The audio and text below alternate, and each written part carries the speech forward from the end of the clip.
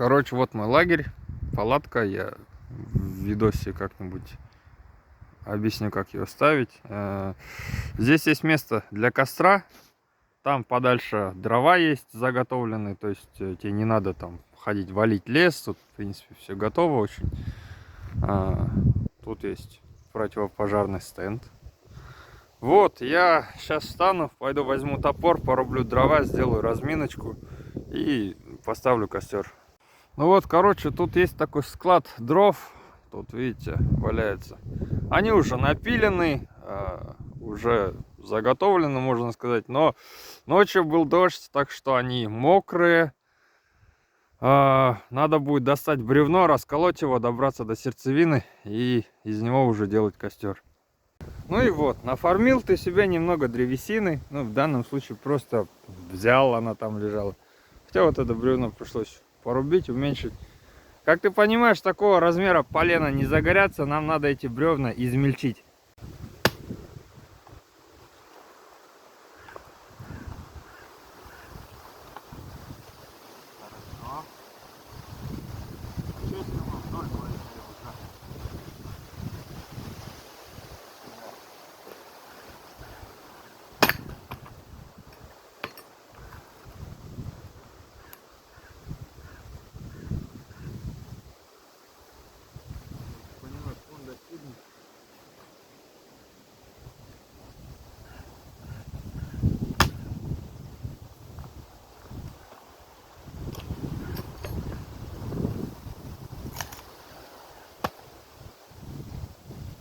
Та-да!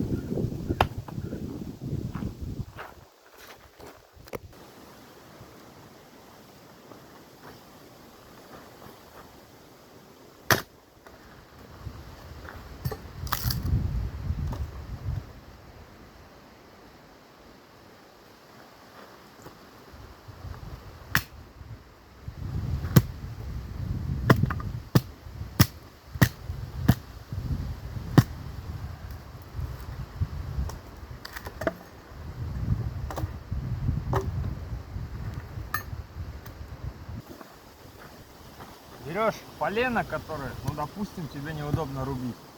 Берешь свой нож, ставишь не поперек волокон, вдоль волокон, да, чтобы мы его разделили. Берешь палку и ты тум-тум-тум сахур.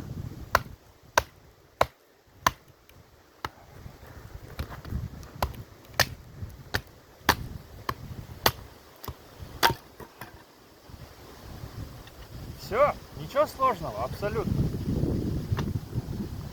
Просто топором неудобно измельчать его прям. Иногда нужно взять палку. Я имею в виду взять что-нибудь вот такое. Вот это вот взять. Да.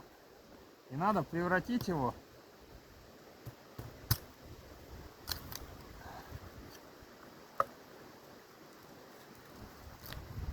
вот в такую сухую веточку, маленькую, да, она быстро подпаливается.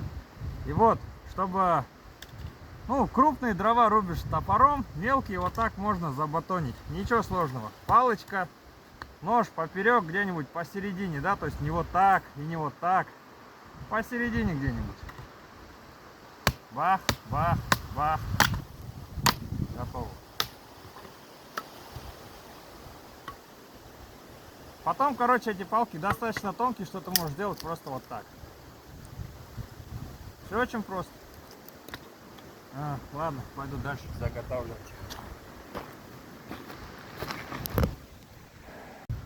Так, вот где очаг.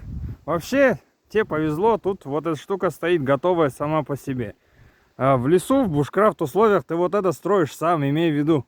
То есть тебе надо разрыхлить землю, да, обложить все камнями, не просто как Стоунхендж, а они должны плотно друг к другу прилегать, чтобы не выпускать огонь наружу. Потом ты из плоских кусков дерева делаешь снизу вот такую подложку, потому что, ну, земля мокрая, все дела. На этой подложке дальше собираешь костер. Вот, костер у нас идет, это растопка, маленькие тоненькие дрова. Ну, типа вот моя рука, вот такая палочка, да, есть еще меньше, типа вот прям тоненькие, маленькие. Растопка. основные дрова и совсем большие дрова. Логика такая: сначала горит маленькая, потом чуть больше, потом еще больше. Но вот эта штука сейчас сразу не загорится. С собой нужно для этого труд таскать. Ты, наверное, видел в ютубе всякие лайфхаки, где они вату в свечу макают, еще что-то. Я сейчас покажу самую простую, самый джайский вид растопки. Берешь палку, не внешнюю сторону, да, где вот кора, ну да, где кора, а внутреннюю, самую внутреннюю. Вообще чуть ли не с центра надо брать, потому что там много смолы, она хорошо горит.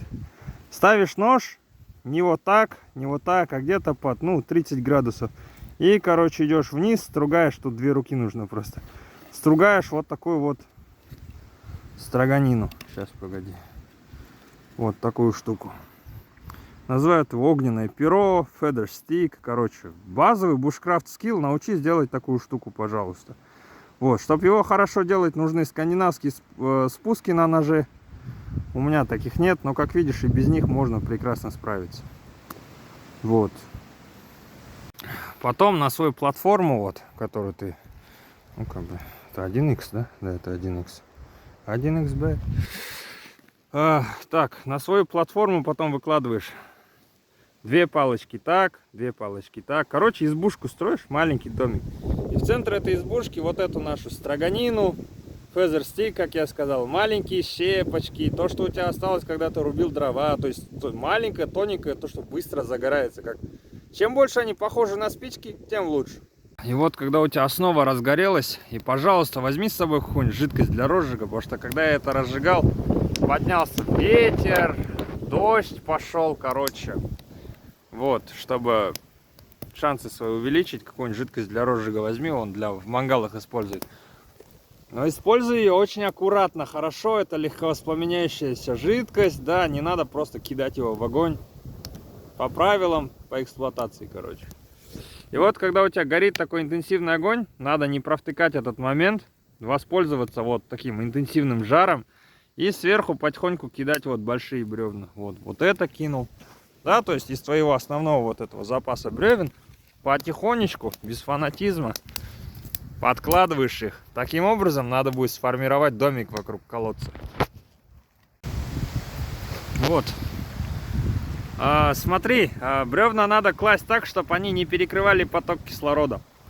Для огня нам нужен кислород, побольше кислорода. Вот так вот складываешь дрова и ждешь, пока огонь сделает свое дело.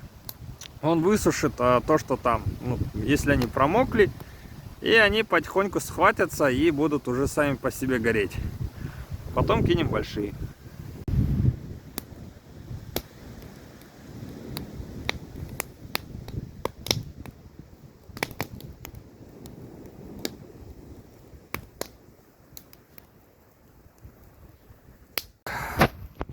Ну и вот, когда у тебя вот эти основные бревна уже запалились, хорошо горят, а вон там в центре сформировалась достойная угольная база.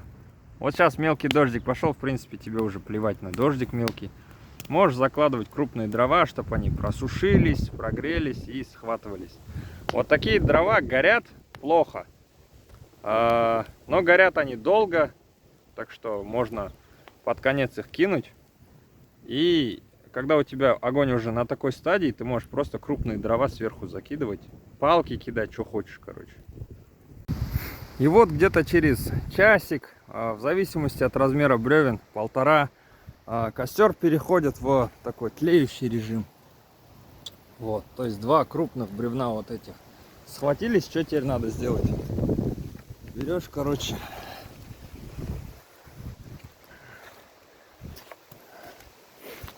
тут посередине стоял вот такой демпфер из, жирной древесины, чтобы он много огня дал и они схватились. Ты его убираешь так аккуратно, чтобы они синхронно сейчас. Кидаешь в основную угольную базу там посередине.